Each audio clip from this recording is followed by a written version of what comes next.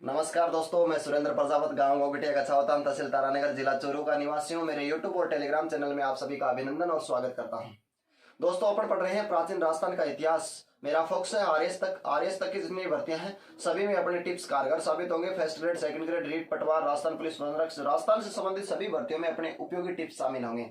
मैं जो पढ़ा रहा हूं दोस्तों, वो सभी लगभग सबसे अलग पढ़ा रहा हूं, यानी सारा मैटर एक साथ में लेकर चल रहा हूं कि बार बार में आपको कोई नोट्स वगैरह नहीं उठाने पड़े और एकदम शानदार तरीके से आप नोट्स बनाएं। नोट्स बनाते वक्त ध्यान रहे, पहले रफ कॉपी में लिखें, उसके बाद में फेर में लिखते हैं तो व्हाइट पेज का ही शेड्यूल तैयार करें। व्हाइट पेज के जो कोई रजिस्टर वगैरह बने हुए आते हैं उनसे भी फोटोकॉपी वाले व्हाइट पेज है उन पे बढ़ाएं और सीधी लाइन में बड़े शानदार लिखें ताकि उनको अपना पढ़ने का भी मन करे, यदि दूसरा भी कोई देखे तो अपने को अच्छा लगे। और दोस्तों, अपन बात कर रहे थे प्राचीन राजस्थान इतिहास की, तो आपको यहाँ पर जो मैं पढ़ा रहा हूँ उसमें यदि आपको कोई दिक्कत आती है तो मेरे व्हाट्सएप नंबर पर मैसेज करके बता सकते हैं और कमेंट बॉक्स में कमेंट लिख के भी बता सकते हैं। तो दोस्तों, अपन जो चल रहे हैं प्राचीन राजस्थान का इतिहास, उसके बाद में अपन ज्योग्राफी भी पढ़ेंगे और इसकी मिडवेल हिस्ट्री भी पढ़ेंगे, आधुनिक राजस्थान भी पढ़ेंगे और इसके बाद में अपन कल्चर भी पढ़ेंगे।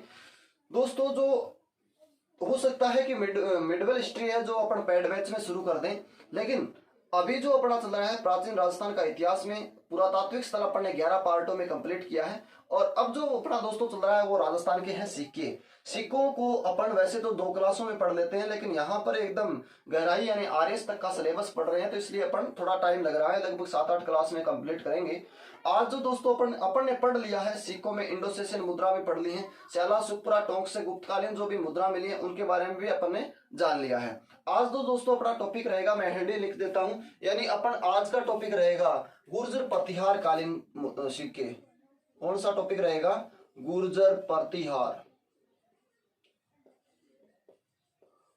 प्रतिहार कालीन सिक्के। दोस्तों, गुर्जर प्रतिहार कालीन सिक्कों में आपका ध्यान रहे, मैं आपका ध्यान केंद्रित करवाना चाहता हूं कि गुर्जर प्रतिहार कालीन यानी इस समय के अंदर मारवाड़ क्षेत्र में सेसेनियन शैली के तांबे, चांदी, सोने के सिक्के चला करते थे। यानी इस समय काल के अंदर मारवाड़ क्षेत्र में सेसेनियन शैली के तांबे, चांदी, सोने के सिक्के चला करते थे और कुछ सिक्के ऐसे भी चला जिसे आदिवराह शैली के जो सिक्के माने गए हैं उन सिक्कों का वजन 51 ग्राम से 63 ग्राम के बीच माना गया है। दोस्तों, वो सिक्कों की जो विशेषता क्या होती है? वो सिक्कों की विशेषता होती है कि उन सिक्कों के अग्र भाग पर यज्ञ कुंड व नागरी भाषा के अंदर श्रीमदादिवराह, यज्ञ कुंड व नागरी भाषा के अंदर श्रीमदादिवराह शब्द अंकित है। और इसके जो पृष्ठभाग है, पृष्ठभाग पर सूर्य चक्र व वराह मूर्ति अंकित है। ऐसे सिक्कों को अपन आदिवराह सिक्के भी कह सकते हैं। दोस्तों, कहा जाता है जो महिर भोज ने जो सोने के सिक्के जारी किए थे उनकी खोज सर्वप्रथम जो जर्मन का एक वैज्ञानिक आया था, उसका नाम था हुल्स ने सर्वप्रथम महिर भोज की स्वर्ण मुद्रा खोजी थी। दोस्तों, नेक्स्ट जो अपन बात करते हैं कि यानी मारवाड़ क्षेत्र की बात करते हैं तो तांबे के जो सिक्के चले थे, जो गदिया सिक्के कहलाए थे, वो सर्वप्रथम मारवाड़ का उल्लेख मिलता है। और यहाँ पर गुर्जर प्रतिहार कालीन अपन बात करते हैं, तांबे के जो गदिया सिक्के हैं वो मारवाड़ से इनका उल्लेख मिलता है। और ये जो गदिया सिक्के थे तो इनके ऊपर गधे क्या करती थी, इसलिए इसने गदिया सिक्के कहा गया। इन सिक्कों के ऊपर राजा का आधा शरीर अंकित हुआ करता था, ऐसा उल्लेख मिलता है। 10वीं से 12वीं सदी के बीच ये सिक्के चले थे और इन सिक्कों के उसके बाद में इन सिक्कों का उपयोग दोस्तों मापतोल के रूप में किया जाने लगा था, ऐसा उल्लेख मिलता है। तो आइए मेरे साथ में अपन बात करते हैं और अभी आगे लिखते हैं। सबसे पहले समझते हैं दोस्तों, यानी एक क्षेत्र है दोस्तों मारवाड़। क्या क्षेत्र है? मारवाड़ में आपको ध्यान रहे एक शैली चलती थी, उसका नाम था सेसेनियन। कौन सी शैली थी? सेसेनियन जो शैली थी, सेसेनियन क्या थी दोस्तों? शैली थी। सेसेनियन शैली की किसकी मुद्रा चलती थी? चांदी, तांबा, सोने की मुद्रा सेसेनियन शैली की मारवाड़ में चला करती थी। दोस्तों, मारवाड़ के अंदर ये एक सिक्का चलता था। सिक्के के 2 भाग होते हैं, अग्र भाग और पृष्ठ भाग। अग्र भाग में लिखा हुआ था यज्ञ कुंड। अग्र भाग में क्या लिखा हुआ था? यज्ञ कुंड। वह दोस्तों नागरी लिपि के अंदर, कौन सी लिपि के अंदर? नागरी लिपि के अंदर इसके ऊपर लिखा हुआ था श्री, क्या लिखा हुआ था? श्रीमदा दिवराह शब्द का अंकन मिलता है। और इसके दोस्तों पृष्ठ भाग के ऊपर अपन कह सकते हैं, पृष्ठ भाग के अंदर सूर्य चक्र क्या मिलता है? सूर्य चक्र, पृष्ठभाग के अंदर सूर्य चक्र एवं अपन ये कह सकते हैं सूर्य चक्र एवं वराह मूर्ति, सूर्य चक्र व वराह मूर्ति, वराह मूर्ति का अंकन मिला करता था। एक तो ये बात आपको ध्यान रहे।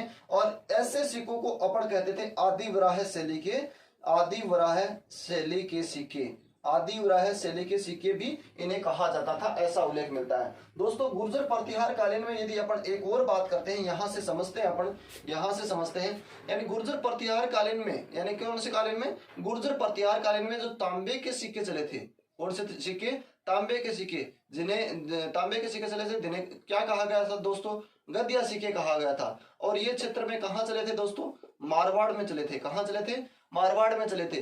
अपन इन सिक्कों के बारे में यदि जाने तो इनके ऊपर राजा जो हुआ करता था, क्या हुआ करता था, राजा, राजा का आधा शरीर अंकित था, राजा का आधा शरीर अंकित था। किन सिक्कों पर, गदिया सिक्कों, राजा का क्या था, आधा शरीर अंकित था दोस्तों।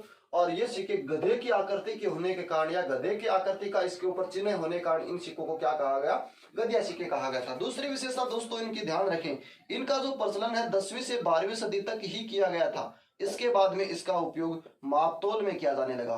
किसमें किया जाने लगा दोस्तों, मापतोल में इसका उपयोग किया जाने लगा। तो ये तो थी अपने बेसिक जो समझाने का ट्रिक्स थे। और अब जो दोस्तों अपन बात करते हैं, इन्हीं सिक्कों की अपन बात करते हैं लिखेंगे कैसे। थ्योरेटिकल लेइए मेरे साथ में, आप आइए और रजिस्टर लीजिए, और अभी अभी आपको नोट करवाता हूं किस प्रकार से इनको टिप्स को अपन लिखते हैं। दोस्तों जुड़े रहिए लगातार, और आपको मैं बड़े से बड़े बेहतरीन आरएस तक का सिलेबस जीके के अंदर परफेक्ट करने की तैयारी करवा रहा हूं। आपको किसी प्रकार से अन्य बुक पढ़ने की जरूरत नहीं पड़ेगी, आप शानदार शानदार नोट्स बना लीजिए। दोस्तों मैं आपको विश्वास दिलाता हूं कि आप जब एग्जाम देंगे तो आपको ऐसा लगेगा कि हमने कुछ पढ़ा है। बाकी जो कोचिंग कर रहे हैं बच्चे, जो लोग कोचिंग पढ़ रहे हैं, उन बच्चों से जब आप मिलोगे तो उनसे आप अलग ही नजर आओगे, उन बच्चों से आप अलग ही नजर आओगे यदि आप मेरे नोट्सों को शानदार तरीके से गहन अध्ययन करते हैं। क्योंकि कहीं भी इतना सिलेबस नहीं करवाया जाता दोस्तों। आपको सभी को पता है कि 3 महीने में पूरा सिलेबस करवा दिया जाता है, और 3 महीने यानी 90 क्लास होती है। 90 क्लास के अंदर कभी जीके कंप्लीट नहीं होता दोस्तों। राजस्थान जीके को यदि हिसाब से पढ़ा जाए तो कम से कम ये 1 साल का सिलेबस होता है। तो इसलिए आप समझ सकते हैं कि 3 महीने में कितना सिलेबस करवाया जाएगा। मैं आपको पूरी की पूरी एक एक चीज बताने की कृपा बताऊंगा, और जिससे आपका सॉल्यूशन हर चीज का, हर शब्द का आपको मिलेगा। तो आइए मेरे साथ में और नोट कीजिए दोस्तों। जो अपन बात कर रहे हैं, सबसे पहला पॉइंट लिखेंगे, इस समय काल में मारवाड़, इस काल में मारवाड़ क्षेत्र में, इस समय काल में सबसे पहले लिखेंगे आप मेरे साथ में, इस समय काल में, समय काल में मारवाड़ क्षेत्र में सेसेनियन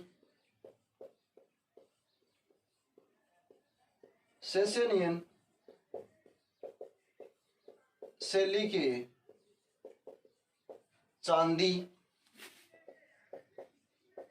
तांबा व सोने के सिक्कों का प्रचलन था। एक बात।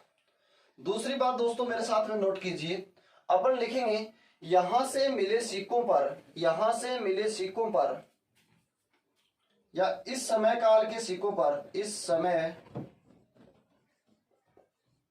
काल की, इस समय काल के सिक्कों पर एक तरफ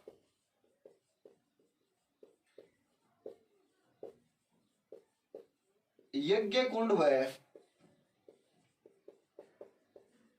नागरी लिपि में, एक तरफ यज्ञ कुंड व नागरी लिपि में श्रीमदादीवरा है,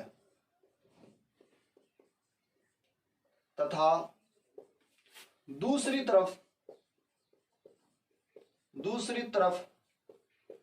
सूर्य चक्र व वराह मूर्ति का चित्रण अंकित है, वह वराह मूर्ति का चित्रण अंकित है। इन मुद्राओं को आदिवराह शैली की भी माना गया है। इन मुद्राओं को आदिवराह शैली की मुद्रा माना गया। बस आपको इतना ही ध्यान रहे दोस्तों, अपन पढ़ रहे हैं गुर्जर प्रतिहार कालीन सिक्के। इस समय काल में मारवाड़ क्षेत्र में सेसेनियन शैली के चांदी, तांबा, सोने की मुद्रा चला करती थी। इस समय काल के सिक्कों को एक तरफ अपन बात करते हैं यज्ञ कुंड और दूसरी यज्ञ कुंड व नागरी लिपि के अंदर श्रीमदा दी वराह है और दूसरी तरफ सूर्य चक्र और वराह की मूर्ति का अंकन है। इन मुद्राओं को आदिवराह शैली की भी मुद्रा माना जाता है। दोस्तों यहां तक नोट कीजिए और उसके बाद में आगे अपन लिखते हैं। दोस्तों स्क्रीनशॉट लेना चाहे तो ले, जल्दी करें। लिख लिया होगा शायद आपने। अब दोस्तों आगे अपन बात करते हैं, क्या बात करते हैं वो चीज देखते हैं। यानी एक मैंने आपको एक चीज और भी बताई थी, उस चीज को अपन समझते हैं। यानी गुर्जर प्रतिहार कालीन तांबे के सिक्के, तांबे के गदिया सिक्के मारवाड़ से मिले थे, अपन ये बात कह सकते हैं।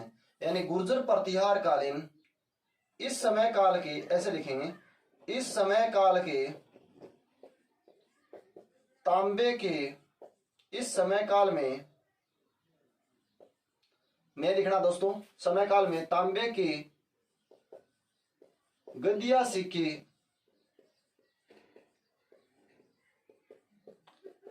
मारवाड़ क्षेत्र से मिले, मारवाड़ क्षेत्र से मिले। इस समय काल के तांबे के गदिया सिक्के कहां से मिले थे? मारवाड़ क्षेत्र से मिले थे। और इन सिक्कों पर राजा का आधा शरीर अंकित था। इन सिक्कों पर राजा का आधा शरीर, इन सिक्कों पर लिखेंगे दोस्तों, इन सिक्कों पर राजा का आधा शरीर व यज्ञ कुंड अंकित था। इन सिक्कों पर राजा का आधा शरीर व यज्ञ कुंड अंकित था। ये सिक्के गधे के मुंह के समान आकृति के होने के कारण, इन सिक्कों पर गधे की मुंह के समान आकृति होने के कारण इन्हें गदिया सिक्के कहा गया। इन सिक्कों पर लिखेंगे, इन सिक्कों पर गधे के मुंह के समान आकृति होने के कारण इन्हें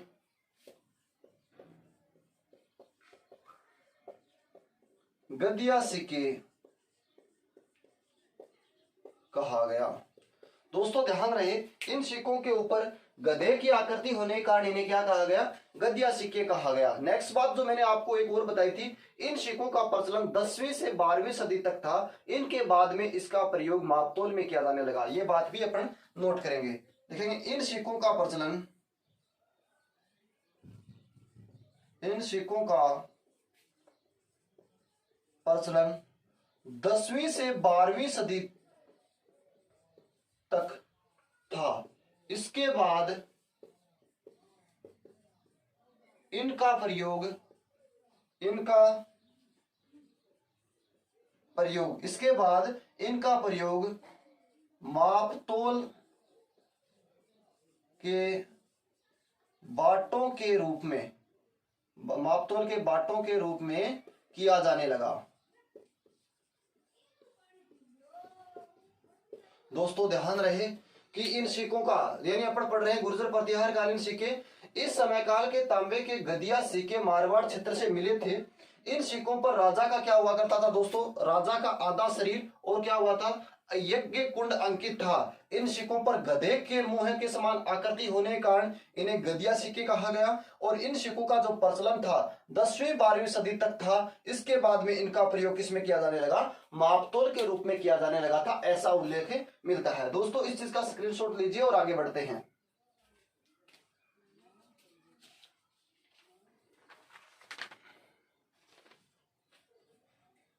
ले लिया होगा दोस्तों स्क्रीनशॉट, आगे चलते हैं।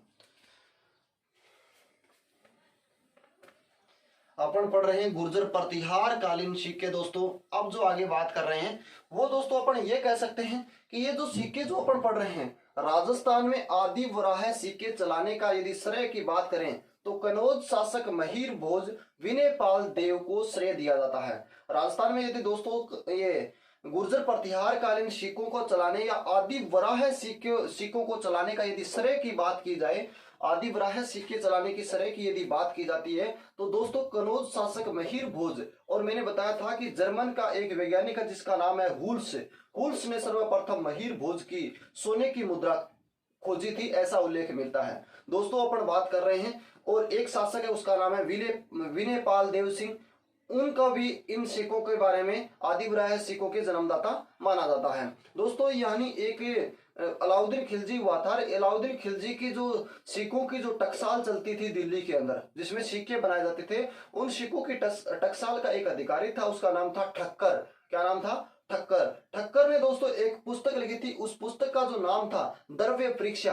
यानी ठक्कर, अलाउद्दीन खिलजी की दिल्ली टकसाल का अधिकारी ठक्कर ने एक पुस्तक लिखी थी द्रव्य परीक्षा। उन द्रव्य परीक्षा पुस्तक के अंदर अपन कह सकते हैं वराही द्रम और विनायक द्रम का उल्लेख मिलता है, या उन सिक्कों के बारे में यह नाम दिया गया है। यानी जो अपन आदिवराह सिक्के जो पढ़े हैं, आदिवराह सिक्के जो है वो अपन ये कह सकते हैं दोस्तों महीर भोज की उपाधि हुआ करती थी, तो उसी के नाम पर इसको आदिवराह नाम दिया गया।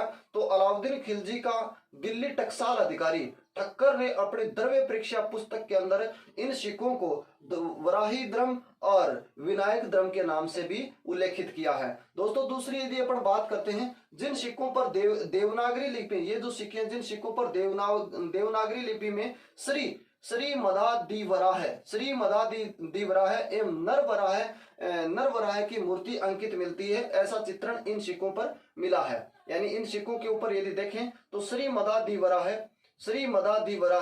एवं नर चित्रण, यानी अपन कह सकते हैं नर वराह की मूर्ति अपने को अंकित मिलती है। दूसरी बात दोस्तों अपन बात करें पारुक सिक्कों की, तो पारुक सिक्कों का जो प्रचलन था वो अपन कह सकते हैं मालवा के परमाणु ने किया था। पारुक सिक्कों का प्रचलन है वो मालवा के परमाणु ने किया था, ऐसा उल्लेख मिलता है। विशाल प्रिय जो सिक्के चले थे, विशाल प्रिय जो द्रम चली थी, उनका प्रचलन की यदि बात करें तो चालुक्यों ने किया था। विशाल प्रिय जो मुद्रा या द्रम जो चली थी उनका प्रचलन है वो चालुक्यों ने किया था। इसके अलावा दोस्तों यदि यहां से अपन बात करते हैं तो देवी द्रम के सिक्के या देवी मूर्ति वाले सिक्के और वृषभ सिक्के और मत्स्य सिक्के और अश्वारोही अंकन वाले सिक्कों का भी यहां से मिलने का उल्लेख है। नेक्स्ट यदि बात करें अपन धर्मार्थ और द्रमात्रिभाग सिक्के और यदि पंचम द्रम सिक्के भी यहां से मिलने का उल्लेख मिलता है। तो दोस्तों ये अपने को जानकारी मिलती है। सबसे पहले समझते हैं, यदि अपन बात करें दोस्तों राजस्थान की, किसकी बात करें?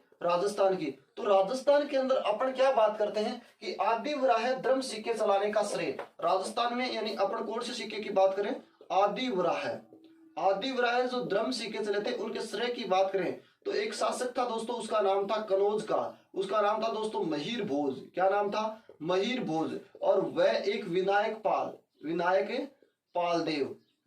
पाल देव को राजस्थान के अंदर आदिवराह सिक्के चलाने का उल्लेखित मिलता है। इस सिक्कों को अपन दोस्तों जानकारी मिलती है कि अलाउद्दीन खिलजी हुआ था। अलाउद्दीन खिलजी की दिल्ली में एक टकसाल चलती थी, उस टकसाल का दोस्तों एक अधिकारी था, उसका नाम था दोस्तों ठक्कर ने एक पुस्तक लिखी थी, उस पुस्तक का नाम था दोस्तों द्रव्य परीक्षा। क्या लिखी थी? द्रव्य परीक्षा जो लिखी थी परीक्षा, द्रव्य परीक्षा के अंदर अपन ये कह सकते हैं इसने इन सिक्कों को लिखा है आदिवराह द्रम और विनायक पाल द्रम, यानी आदिवराह द्रम और विनायक द्रम भी कह सकते हैं। विनायक द्रम इन सिक्कों का उल्लेखित किया है किसने? ठक्कर ने किया है अपनी पुस्तक द्रव्य परीक्षा के अंदर। इनका क्या किया है? वराही द्रम या आदिवराह द्रम के नाम से इन्होंने उल्लेखित किया है। दोस्तों इसके बाद में यदि अपन बात करते हैं कि यहां से जो पारत जो मुद्रा चली थी उनका जो संचालन है, यानी कौन सी मुद्रा दोस्तों? पारुत मुद्रा का संचालन मालवों के परमाणु ने किया था। किसने? मालवा के परमाणु ने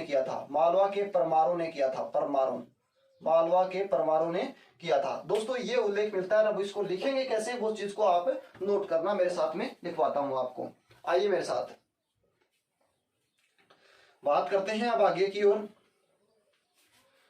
नेक्स्ट पॉइंट में अपन सबसे पहले लिखेंगे राजस्थान में आदि वराह द्रम सिक्के चलाने का श्रेय राजस्थान में आदि वराह द्रम सिक्के चलाने का श्रेय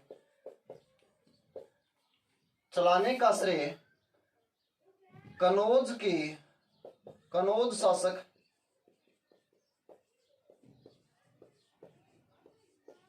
महिर भोज व विनायक पालदेव को जाता है। विनायक पालदेव को जाता है। नेक्स्ट अपन लिखेंगे ठक्कर पेरू ने अपनी पुस्तक द्रव्य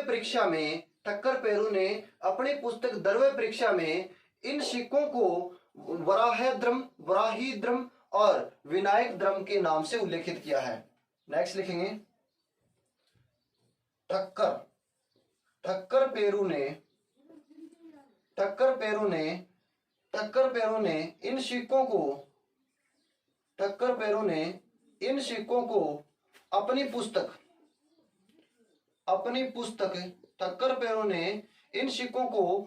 पुस्तक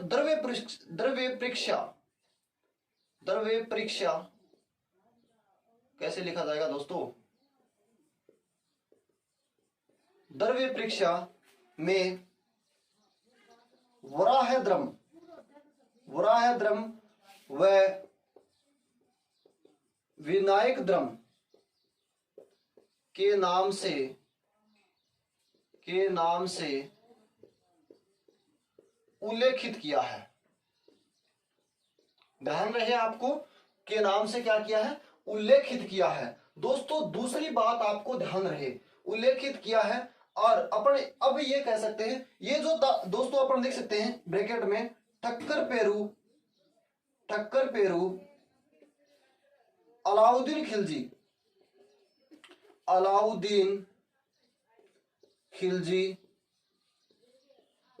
की दिल्ली टकसाल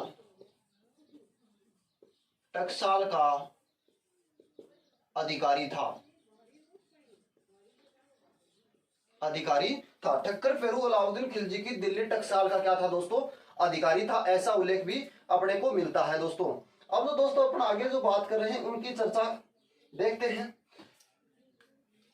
इसके बाद में दोस्तों अपने पास में क्या मिलता है? कुछ 2-3 छोटी-छोटी बातें और मिलती हैं। अपन यहां से ये भी कह सकते हैं, जो मैंने आपको बताया था कि पारूत जो द्रमों का जो संचालन है या पारूत द्रमों का जो प्रचलन है, ये मालवा के परमाणु ने किया था। सबसे पहले ये बात आप नोट कीजिए और इसके बाद में 2-4 लाइन और बताता हूं इसके बारे में।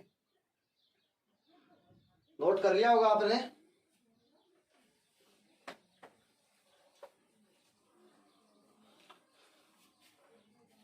दोस्तों अब अपन ये कह सकते हैं पारूत जो मुद्रा चली थी, अगला जो लिखेंगे वो कहेंगे पारूत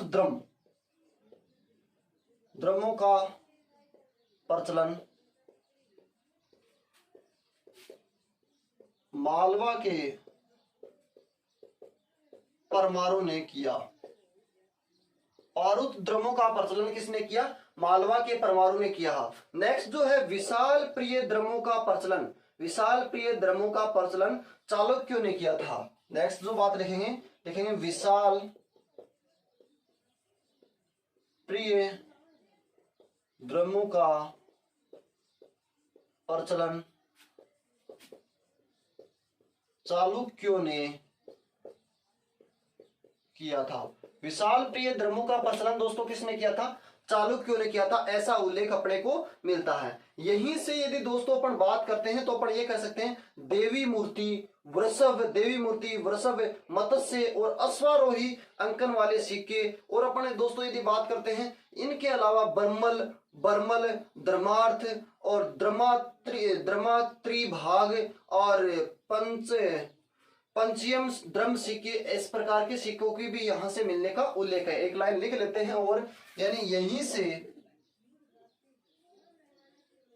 यहीं से अपन कह सकते हैं गुर्जर प्रतिहार कालीन सिक्कों में अपन यहां से देवी मूर्ति, यानी बात करें देवी मूर्ति, वृषभ, मृत्य, देवी मूर्ति, वृषभ और मत्स्य, यहां से देवी मूर्ति या इस काल के, ऐसे लिखेंगे, इस काल के देवी मूर्ति, देवी मूर्ति मत्स्य, देवी मूर्ति मत्स्य अश्वारोही, देवी मूर्ति मत्स्य अश्वारोही, और बात करें वृषभ, वृषभ मुद्रा मिली, मुद्रा मिली। इनके अलावा यदि बात करें, इनके अलावा भी यहां से बर्मल मुद्रा मिली थी, धर्मार्थ मुद्रा मिली थी, तो लिख सकते हैं इनके अलावा बर्मल, धर्मार्थ, इनके अलावा बर्मल, धर्मार्थ, धर्मात्रिभाग, इसके अलावा बर्मल, धर्मार्थ, बर्मात्रिभाग और पंचयम द्रम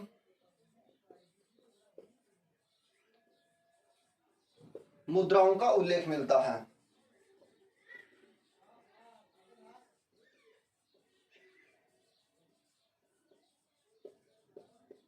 मुद्राओं का उल्लेख मिलता है। दोस्तों इतनी सी बात इसमें गुर्जर प्रतिहार कालीन में याद रखनी है। पहली बात, यानी अपन पढ़ रहे हैं गुर्जर प्रतिहार कालीन। दोस्तों अपन क्या पढ़ रहे हैं? गुर्जर प्रतिहार कालीन पढ़ रहे हैं, और गुर्जर प्रतिहार कालीन वंश के सिक्कों की बात कर रहे हैं। यानी गुर्जर प्रतिहार कालीन क्षेत्र के मारवाड़ में जो सेसेनियन जो शैली चली थी, सेसेनियन शैली के चांदी, तांबा, सोने के सिक्के चले थे। और इसके बाद में जो अपन ने बात की थी, यानी कुछ मुद्राएं जो चली थी उनका भार 51 ग्रेन से 63 ग्रेन के बीच में माना जाता है। जो ये मुद्रा यानी गुर्जर प्रतिहार कालीन जो मुद्रा मिली थी, उसके ऊपर यज्ञ कुंड और नागरी लिपि के अंदर, यज्ञ कुंड है वह नागरी लिपि के अंदर आदि वराह शब्द जो लिखा होता, श्रीमद दिवराह, श्रीमद दिवराह शब्द, और दूसरी तरफ जो लिखा हुआ था सूर्य चक्र और नरवराह अपन बोलते हैं, या वराह मूर्ति जो अपन बोलते हैं, इस प्रकार से अंकन अपने को मिलता है। नेक्स्ट जो अपन बात करते हैं, तांबे के जो गदिया सिक्के चले थे उनका प्रचलन भी मारवाड़ से माना जाता है। और मारवाड़ में जो तांबे के गदिया सिक्के चले थे उनके ऊपर गधे की आकृति होने के कारण उनको गदिया कहा गया था। और इन सिक्कों की यदि विशेष तौर से यदि दोस्तों बात की जाए तो ये 10वीं से 12वीं सदी के बीच में ही चले थे, और इनके बाद में इसका प्रयोग किसमें किया जाने लगा था? मापतोल में किया जाने लगा था। इसके बाद में यदि दोस्तों अपन बात करते हैं तो कहेंगे राजस्थान में सर्वप्रथम आदिवराह द्रम सिक्के चलाने का जो श्रेय की बात करते हैं वो कनौज के शासक अपन महिर भोज, जिसको आदिवराह कहा जाता है, वह विनायक देवपाल सिंह को इसका जो है आदिवराह द्रम का जन्मदाता माना जाता है। आदिवराह द्रम की सर्वप्रथम मुद्रा जर्मनी के एक वैज्ञानिक थे, उनका नाम था हुल्स, ने सर्वप्रथम खोजी थी। नेक्स्ट यदि दोस्तों अपन बात करें, टक्कर पेरू अलाउद्दीन खिलजी की दिल्ली टकसाल का अधिकारी था, जिन्होंने एक ग्रंथ लिखा था, उसका नाम था द्रव्य परीक्षा के अंदर इसने लिखा है वराही द्रम व विनायक द्रम के नाम से इनकी मुद्राओं को, गुर्जर प्रतिहार की मुद्राओं को पुकारा है। दोस्तों यदि अपन बात करें पारुथ मुद्राओं के बारे में तो इनके जन्मदाता मालवा के परमार माने जाते हैं। और यदि अपन बात करें विशाल प्रिय द्रमों की प्रचलन की यदि बात करें तो चालुक्यों को माना जाता है। और इसी काल के अंदर यानी गुर्जर प्रतिहार काल की यदि अपन बात करें तो देवी मूर्ति, मत्स्य, अश्वारोही, वृषभ मुद्रा और बर्मल, द्रमार्थ, द्रमात्रिभाग, पंचयम द्रम मुद्राओं के मिलने का भी उल्लेख और अपने को क्या मिलती है दोस्तों? जानकारी मिलती है। ये यहां तक स्क्रीनशॉट लीजिए, फिर आगे बढ़ते हैं।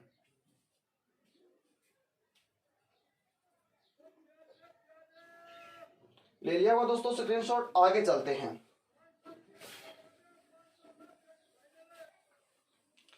अब दोस्तों आपको ध्यान रहे, अगली जो बात करेंगे वो अपन बात करेंगे कौन से की? चौहान कालीन मुद्राओं की बात करेंगे। किसकी बात करेंगे? चौहान कालीन। पहले मैं हेडिंग लिख देता हूं, उसका नाम है चौहान कालीन। चौहान कालीन मुद्राएं। चौहान कालीन मुद्राओं की दोस्तों अपन बात करते हैं तो चौहान कालीन मुद्राओं में अपन ये कह सकते हैं चौहान कालीन चांदी तांबे की जो मुद्राएं मिली, चौहान कालीन तांबे और चांदी की जो मुद्रा मिली थी, जिन्हें चौहान कालीन शिलालेख के अंदर, चौहान कालीन या चौहानों के समय जो चांदी और तांबे की मुद्रा मिली थी, तो उन शिलालेखों के अंदर यदि उस टाइम की बात करते हैं तो उन्हें द्रम कहा जाता था, उन्हें विपोषक कहा जाता था, उन्हें रूपक कहा जाता था, उन्हें दिनार कहा जाता था। यानी चौहान कालीन जो मुद्रा मिली थी तो चौहानों के शिलालेख में उन्हें क्या कहा गया, द्रम कहा गया, विपोषक कहा गया, रूपक कहा गया और दिनार कहा गया। दोस्तों ऐसा उल्लेख मिलता है पृथ्वीराज विजय जो हुआ था, जिसने ग्रंथ लिखा था, पृथ्वीराज विजय जो ग्रंथ लिखा गया था जयानक के द्वारा, तो जयानक ने पृथ्वीराज विजय में जयानक के अनुसार अजय राज ने रूपक सिक्के चलाए थे, यानी चांदी के क्या चलाए थे, रूपक सिक्के चलाए थे। और चौहान जो सिक्के चले थे दोस्तों, उनको नागरी लिपि के अंदर अपने कहते हैं अजय देव द्रम। चौहान सिक्कों पर नागरी लिपि में अजय देव द्रम, अजय राज रूपक और विशल प्रिय द्रम आदि नाम अंकित मिलते थे। दोस्तों कहा जाता है कि चौहान सिक्कों का जो पृष्ठ भाग हुआ करता था, यानी चौहान सिक्कों के पृष्ठ भाग पर वृषभ व अश्वारोही तथा पृष्ठ भाग, चौहान सिक्कों का जो अग्र भाग हुआ, सॉरी गलत बोल दिया, चौहान सिक्कों का जो अग्र भाग हुआ था उसके ऊपर वृषभ व अश्वारोही एवं अपन ये कह सकते हैं वृषभ व अश्वारोही तथा पृष्ठ भाग के अंदर, यानी सिक्कों का दो भाग होता है, ऊपर के भाग के ऊपर क्या कहा जाता है, वृषभ या अश्वारोही, और पृष्ठ भाग के अंदर दोस्तों कहा जाता है नागरी लिपि के अंदर राजा का नाम अंकित हुआ करता था। ऐसा उल्लेख मिलता है किस काल में, चौहान काल में। तो आइए मेरे साथ में सबसे पहले समझते हैं और फिर आगे बढ़ते हैं। अजय राज जो शासक हुआ था, जिसने चौहान वंश की स्थापना या चौहान अजमेर को बचाया था 1133 ईस्वी के अंदर, तो कहा जाता, सॉरी 1113 ईस्वी के अंदर, और कहा जाता है, सॉरी 1133 नहीं है 1113 पढ़ा जाए, और इसके बारे में कहा जाता है कि अजय राज की जो पत्नी थी उसका नाम था सोमलेखा। इसने अजय राज ने अपनी पत्नी के लिए जो चांदी के सिक्के चलाए थे उन पर श्री अजय देवा और सोमलेखा शब्द लिखा हुआ था। कुछ सिक्कों के ऊपर लक्ष्मी का चिन्ह भी अंकित मिलता था। दोस्तों सोमेश्वर देव चौहान जो पृथ्वीराज के पिता हुए थे, उन्होंने जो सिक्के चलाए थे वृषभ शैली और अश्वारोही शैली में जो सिक्के चलाए थे उन पर बैल की आकृति हुआ करती थी, ऐसा उल्लेख मिलता है। जब पृथ्वीराज चौहान अजमेर का अंतिम शासक हुआ करता था तो कहते हैं कि पृथ्वीराज चौहान जब 1192 के त्राइन के युद्ध में मोहम्मद गोरी से जब हार जाते हैं तो ऐसा उल्लेख मिलता है कि मोहम्मद गोरी उसको गजनी लेकर नहीं गया था। इन सिक्कों के अनुसार ऐसी जानकारी मिलती है, लेकिन चंदवरदाई के अनुसार मोहम्मद गोरी कहाँ लेकर गया था, गजनी ले गया था। लेकिन अन्य इतिहासकार जो है, फरिश्ता है और है, उन्हें उनके अनुसार जो ऐसा उल्लेख मिल रहा है वर्तमान के अंदर, तो कह रहे हैं सिक्कों के अनुसार यदि जानकारी मिलती है तो मोहम्मद गोरी उसको लेकर अजमेर गया था। और एक सिक्के जो चले थे इसके बाद में, तो एक सिक्के के एक तरफ में पृथ्वीराज का चिन्ह और दूसरी तरफ में मोहम्मद बिन शाम जो शब्द लिखा हुआ था, शाम के साथ में नंदी जो शब्द लिखा हुआ था, मोहम्मद बिन शाम नंदी शब्द अंकित करवाया था। कुछ सिक्कों यहाँ से जो मिलते हैं उन सिक्कों की ये भी जानकारी मिलती है, कुछ सिक्कों के एक साइड में हमीर का चिन्ह का भी उल्लेख मिलता है या हमीर का नाम का उल्लेख मिलता है, जिनके ऊपर सुल्तान उल आजम मोइनुद्दीन वादीन अबू जफर का भी उल्लेख मिलता है। ऐसे सिक्के भी यहाँ से उपलब्ध हुए हैं। दोस्तों मेरे साथ में बने रहिए और आप अभी समझिए मैं आपको क्या समझाता हूँ। यहाँ का अवलोकन देखते हैं। यानी सबसे पहले अपन चौहान कालीन मुद्राओं की बात करते हैं। किसकी बात करते हैं? चौहान कालीन मुद्राओं की बात करते हैं, जो मुद्रा मिली है जिन्हें शिलालेखों के अंदर, यानी किसकी मुद्राओं की बात करते हैं? चौहान मुद्राओं की बात करते हैं। चौहान मुद्राओं की बात, दोस्तों चौहान मुद्राओं की बात करते हैं शिलालेखों के अनुसार। किसके अनुसार? शिलालेखों के अनुसार। शिलालेखों के अनुसार यदि अपन बात करें दोस्तों, तो इन्हीं मुद्राओं को क्या क्या कहा गया है? शिलालेखों के अनुसार इन मुद्राओं को किस किस नाम से जाना गया है? इन मुद्राओं को द्रम कहा गया है। इन मुद्राओं को, यानी जो यहां से मिली थी मुद्राएं, उन मुद्राओं को क्या कहा गया है? द्रम कहा गया है। द्रम के बाद में इन मुद्राओं को विपोषक कहा गया है, विशोपक या विपोषक कहा गया है। क्या कहा गया है? विपोषक कहा गया है। इन्हीं मुद्राओं को क्या कहा गया है? रूपक कहा गया है। और दोस्तों यहीं से जानकारी मिलती है, इन्हीं मुद्राओं को क्या कहा गया है? दिनार कहा गया है। तो ध्यान रहे, दिनार मुद्रा चौहान काल में, रूपक मुद्रा चौहान काल में, विपोषक मुद्रा चौहान काल में, द्रम मुद्रा चौहान काल में इसका उल्लेख मिलता है। दोस्तों आपको ध्यान रहे, एक ग्रंथ जो लिखा गया था चौहानों के अंदर, अपन ग्रंथ की बात करते हैं, और ग्रंथ था पृथ्वीराज विजय। क्या ग्रंथ था? पृथ्वीराज विजय। पृथ्वीराज रासो तो चंदवरदाई ने लिखा था, पृथ्वीराज रासो लिखा था पृथ्वीराज विजय लिखा था जयानक ने। तो पृथ्वीराज रासो में जयानक के अनुसार अपन ये कह सकते हैं, पृथ्वीराज रासो में जयानक के अनुसार चौहानों की जो लिपि थी, अपन कह सकते हैं पृथ्वीराज रासो में जयानक के अनुसार अजय राज द्वारा रूपक सिक्के जारी करवाए गए। पृथ्वीराज विजय में जयानक के अनुसार अजय राज जो था, अजय राज द्वारा कौन से सिक्के चलाए गए थे? अजय राज द्वारा रूपक सिक्के चलाए गए थे। कौन से सिक्के?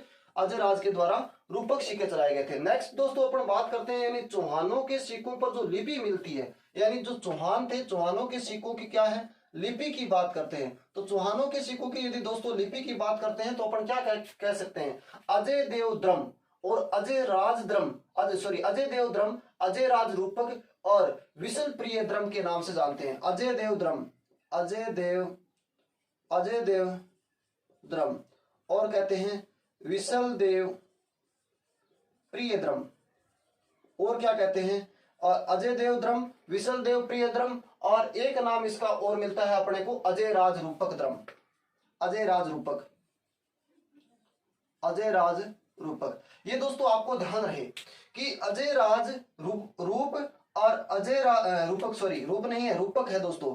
यानी चौहान कालीन मुद्राओं की दोस्तों अपन बात कर रहे हैं। चौहान कालीन मुद्राओं में अपन बात करते हैं चौहान कालीन जो तांबे की मुद्रा मिली थी, जिन्हें चौहान कालीन शिलालेखों के अंदर अपन कहते हैं तांबे और चांदी की दोनों की वैसे मुद्रा मिलती है, तो उन मुद्राओं को रूपक कहा जाता है, विपोषक कहा जाता है, द्रम कहा जाता है, दिनार कहा जाता है। नेक्स्ट यदि बात करते हैं पृथ्वीराज विजय में जयानक के अनुसार अजय राज ने रूपक मुद्रा चलाई थी। और नेक्स्ट यदि बात करें इनकी लिपि की तो अजय देव द्रम, विशल देवप्रिय द्रम और अजय राज रूपक, इन प्रकार की इन पर क्या मिलती है? लिपि का उल्लेख मिलता है। देखो दोस्तों, चौहान कालीन जो सिक्के हैं उनके अग्र भाग पर वृषभ, यानी चौहान कालीन जो सिक्के हैं उनको जो बात करें यानी दो भागों में बांटे, इनके अग्र भाग पर वृषभ अग्र भाग पर क्या मिलता है? वृषभ व अश्वारोही प्रतिमा, वृषभ और अश्वारोही तथा पृष्ठ भाग की यदि बात करें तो नागरी लिपि के अंदर राजा का नाम अंकित मिलता है। पृष्ठ भाग की बात करें तो कौन सी लिपि में? नागरी लिपि में क्या मिलता है? राजा का नाम मिलता है। नागरी लिपि में क्या मिलता है दोस्तों? राजा का नाम अपने को अंकित मिलता है। एक दो दोस्तों अपन पढ़ रहे हैं यहाँ पर जो अजय राज है, अजय राज की एक रानी हुई थी, उसका नाम था सोमलेखा। क्या नाम था? सोमलेखा। तो सोमलेखा ने यहाँ पर सोमलेखा के लिए क्या चलाए थे दोस्तों? चांदी के सिक्के चलाए थे। क्या चलाए थे? चांदी के सिक्के चलाए थे। उन सिक्कों पर लिखा था श्री अजय देवा, और एक साइड में लिखा था सोमलेखा या सोमलेखा। एक साइड में क्या लिखा था? सोमलेखा। दोस्तों ध्यान रहे चौहान कालीन सिक्कों के अंदर एक राजा हुआ था, उसका नाम था सोमेश्वर। क्या नाम था? सोमेश्वर ने जो सिक्के चलाए थे उन सिक्कों के ऊपर दोस्तों कहते हैं कि उन सिक्कों पर बैल की आकृति अंकित थी। किसकी आकृति अंकित थी? बैल की आकृति अंकित थी, जो पृथ्वीराज के पिता माने जाते हैं। दोस्तों 1192 के अंदर मैंने आपको बताया था यहाँ पर मोहम्मद गोरी का राज हो जाता है, और मोहम्मद गोरी क्या करता है यहाँ पर इस प्रकार से दोस्तों सिक्के चलाता है। सिक्कों के ऊपर एक पर तो अपने को नाम मिलता है पृथ्वीराज का एक साइड में, और एक जो सिक्का और मिला था उस पर एक साइड में नाम मिलता है दोस्तों हमीर का। किसका नाम मिलता है? हमीर का। इस साइड में जो नाम मिलता है अपने को, यानी इस पृथ्वीराज वाले सिक्के पर जो नाम मिलता है वो देवनागरी लिपि के अंदर मिलता है मोहम्मद बिन साम एवं नंदी का चित्रण अंकित मिलता है। मोहम्मद बिन साम एवं नंदी का चित्रण अंकित मिलता है। हमीर का जो सिक्का है, हमीर का जो नाम अंकित है उस पर सुल्तान अल आजम मोइनुद्दीन व दीन अब्बू जफर शब्द अंकित मिलता है। ऐसा उल्लेख इसके बारे में मिलता है। तो दोस्तों यहां तक की बात आपको शायद समझ में आई थी, और अब मैं आपको आगे इसका लिखने का सिस्टम बताता हूं। आइए मेरे साथ में जुड़िए, कॉपी लीजिए, पेन लीजिए, क्या क्या कैसे लिखते हैं वो चीज देखते हैं। दोस्तों अब जो अपन देखेंगे यानी चौहान कालीन चांदी व तांबे के चांदी की मुद्रा मिली, जिन पर देखेंगे चौहान कालीन चांदी व तांबे की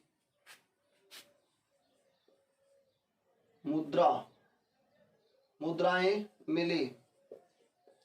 चौहान कालीन चांदी व किसकी? चांदी व तांबे की मुद्राएं मिली, जिन्हें चौहानों के शिलालेख में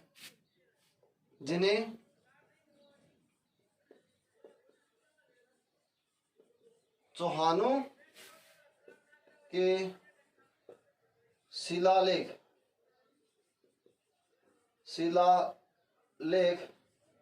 में द्रम, और दोस्तों मैं पॉइंट लगा रहा हूं, द्रम, रूपक, और क्या कहा गया, द्रम, रूपक, और दोस्तों दिनार, द्रम और रूपक, और क्या कहा गया, दिनार, और क्या कहा गया, विशोपक, अपन, और क्या कहा गया दोस्तों, विशोपक, विशोपक कहा गया।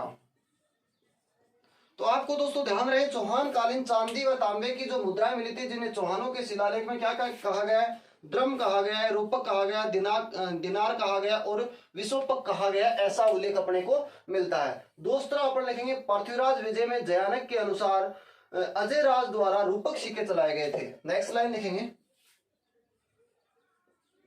पृथ्वीराज विजय में जयानक के अनुसार अजय राज द्वारा,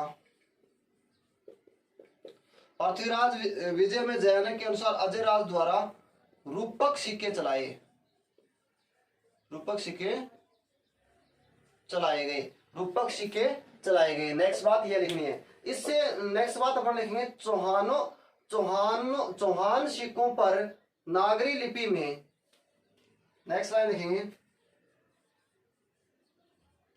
चौहान सिक्कों पर नागरी लिपि में, कौन सी लिपि में, चौहान सिक्कों पर दोस्तों नागरी लिपि में अजय देव द्रम और अजय राज रूपक, अजय देव द्रम, अजय देव द्रम और अजय राज रूपक और विशल प्रिय द्रम, रूपक और विशल प्रिय द्रम, अजय राज द्रम, अजय देव द्रम, अजय राज रूपक, विशल प्रिय द्रम अंकित मिलता है, अंकित मिला, ये शब्द क्या है, इस पर अंकित मिले थे। नेक्स्ट अपन कह सकते हैं, चौहान कालीन मुद्रा के अग्र भाग में, चौहान कालीन मुद्रा के अग्र भाग में वृषभ व अश्वारोही, चौहान कालीन मुद्रा के अग्र भाग में वृषभ व अश्वारोही अंकित, और इसके पृष्ठ भाग में नागरी लिपि में राजा का नाम अंकित होता था। तो अपन ये बात भी लिख सकते हैं, चौहान कालीन मुद्रा में, चौहान कालीन मुद्रा के अग्र भाग में, या ऐसे लिख सकते हैं, चौहान कालीन मुद्रा के एक तरफ वृषभ व अश्वारोही तथा दूसरी तरफ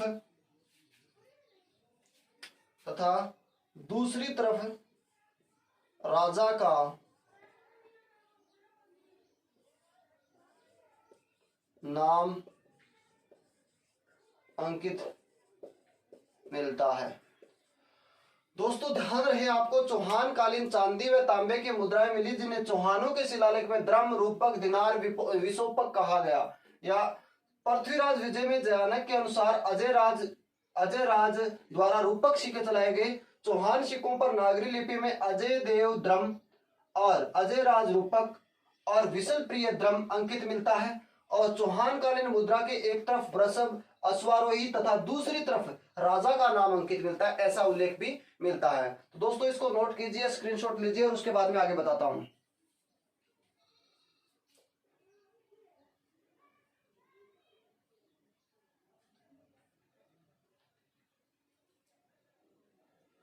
आगे देखते हैं दोस्तों, आगे जो दोस्तों अपन पढ़ेंगे वो जो अपने पास में आ रहा है, यानी अजय राज की पत्नी सोमलेखा, अजय राज की सोमलेखा द्वारा चांदी के सिक्के चलाए गए। अपन ये कह सकते हैं, कुछ किताबों में ऐसा भी लिखा हुआ है कि अजय राज ने अपनी पत्नी के लिए चांदी के सिक्के चलाए। तो अपन ये भी बात लिख सकते हैं, अजय राज की पत्नी, कोई बात नहीं एक ही बात है, अजय राज की पत्नी सोमलेखा, सोमलेखा ने चांदी के सिक्के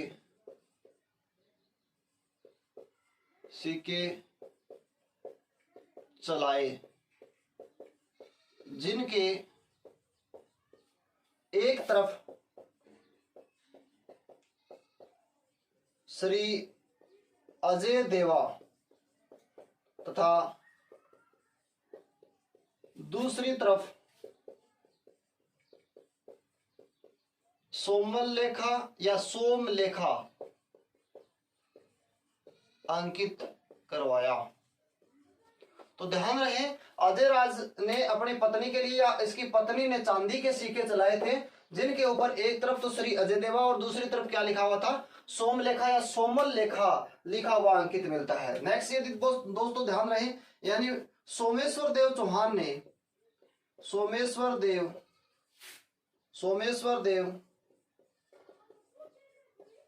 चौहान ने वृषभ शैली व अश्वारोही शैली की मुद्राओं पर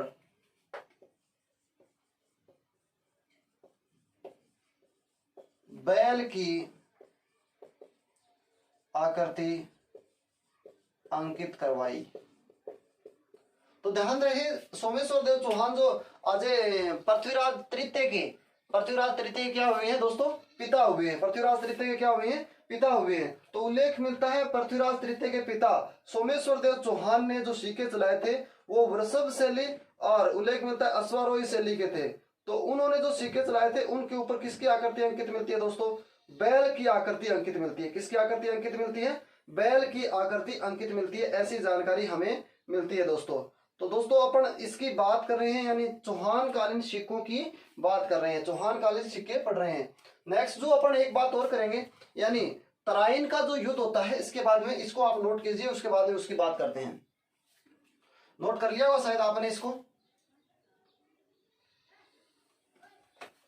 अब दोस्तों यहां से बात करते हैं अपन 1192 में जो पृथ्वीराज चौहान के साथ में युद्ध होता है, यानी 1100 पहले समझो, 1192 के अंदर युद्ध होता है तराइन का। उस टाइम अजमेर का जो शासक था वो था पृथ्वीराज तृतीय, और उस टाइम में गजनी का जो शासक था वो था दोस्तों मोहम्मद गोरी। इन दोनों के मध्य एक तराइन नामक स्थान पड़ता है हरियाणा के अंदर। यहां पर क्या हुआ था दोस्तों, युद्ध हुआ था। कब, 1192 में। तो उरूस जानकारी मिलती है कि यहाँ इस युद्ध के अंदर, इस युद्ध के बाद के सिक्कों का उल्लेख मिलता है, यानी कुछ जो सिक्के मिले हैं अजमेर के अंदर, उन सिक्कों के ऊपर इसके बाद के जो सिक्के मिले हैं उन पर एक तरफ पृथ्वीराज का चिन्ह अंकित मिलता है, एक तरफ पृथ्वीराज का चिन्ह अंकित मिलता है। दूसरी तरफ की यदि बात करते हैं तो देवनागरी लिपि के अंदर लिखा है मोहम्मद बिन साम व नंदी का चिन्ह मिलता है। यानी क्या लिखा है, मोहम्मद बिन साम व नंदी का चिन्ह मिलता है।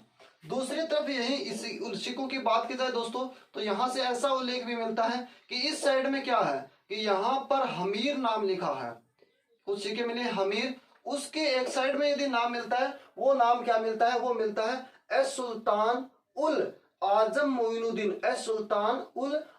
मोइनुद्दीन व दीन अबू जफर। एस सुल्तान ऐसा नाम मिलता है, अस सुल्तान इस प्रकार से इसका नाम मिलता है जो अपन आगे लिखेंगे। एस सुल्तान अल या उल भी मिलता है, अल आजम मोइनुद्दीन वादीन अब्बू जफर ये नाम मिलता है। तो दोस्तों इसको अपन लिखेंगे कैसे वो चीज देखते हैं। आपको लिखना कैसे वो चीज देखते हैं। आइए मेरे साथ में अब बात करते हैं, यानी अगले लिखेंगे कैसे वो चीज देखते हैं। तो लिखेंगे 1192 में त्राइन युद्ध के बाद, 1192 में त्राइन युद्ध के बाद मोहम्मद गोरी के सिक्कों का प्रचलन, के सिक्कों पर पृथ्वीराज के साथ अपने नाम का प्रचलन, ये बात ध्यान रहे। अब दोस्तों दो पार्टीशन में अपन देखते हैं, यानी एक लिखेंगे अजमेर से जो सिक्का मिलता है, यानी एक सिक्के पर देवनागरी लिपि में, सिक्के पर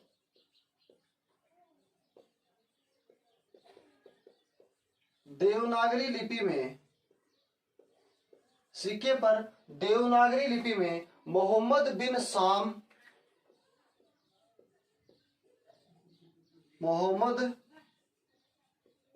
साम व नंदी का चित्रण तथा दूसरी तरफ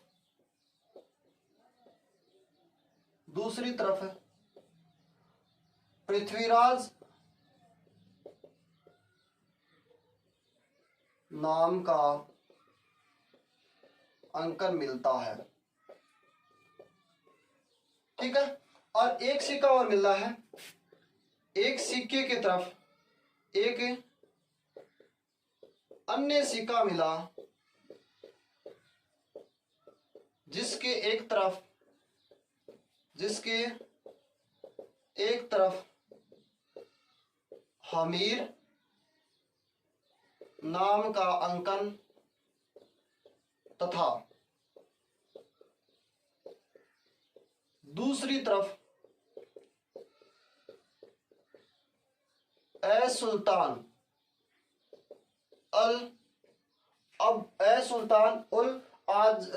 उल आजम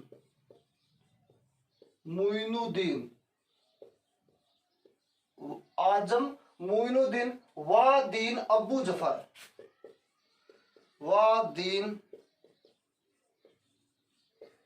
जफर का अंकन मिला या मिलता है। तो दोस्तों आपको ध्यान रहे, अपन पढ़ रहे हैं चौहान कालीन सिक्के। 1192 में जब अजमेर का शासक पृथ्वीराज चौहान तृतीय हुआ था, 1191 में मोहम्मद गौरी को हरा देता है, और चंद्रवरदाई के अनुसार 1192 में युद्ध में और मोहम्मद गौरी पकड़कर पृथ्वीराज को गजनी ले जाता है। लेकिन ऐसे सिखों के अनुसार यदि जानकारी मिलती है तो पकड़कर अजमेर ले गया था, ऐसी जानकारी को सत्य माना जाता है। तो अपन ये बात कह सकते हैं कि यहाँ से जो उल्लेखनीय अपने को स्थिति मिलती है, तो अपन ये कह सकते हैं त्राइन में 1192 में त्राइन के युद्ध के बाद मोहम्मद गौरी के सिक्कों पर पृथ्वीराज के साथ अपने नाम का प्रचलन, इसे यह सिद्ध होता है कि मोहम्मद गौरी इसको पकड़कर अजमेर ले गया था। सिक्के देवनागरी लिपि में, यानी सिक्कों पर अपन ये बात यहां से ऐसे लिखेंगे दोस्तों, सिक्कों पर देवनागरी लिपि में मोहम्मद बिन साम व नंदी का चित्रण तथा दूसरी तरफ पृथ्वीराज का नाम अंकन मिलता है। एक अन्य सिक्का मिला जिसके एक तरफ क्या मिलता है, हमीर का नामांकन, और दूसरी तरफ ए सुल्तान उल माजम मऊनुद्दीन वादीन अब्बू जफर का चिन्ह अंकित मिलता है। दोस्तों इस चीज को आप स्क्रीनशॉट लीजिए और फिर आगे बढ़ते हैं। दोस्तों अपन ये कह सकते हैं, यानी आपने यहां तक का देख लिया होगा, अपन ये कह सकते हैं एक ग्रंथ है जो ताजुल मयासिर, नोट लगा के लिख सकते हैं, ताज उल मासिर। लिखता कौन है, लेखक कौन है, हसन निजामी।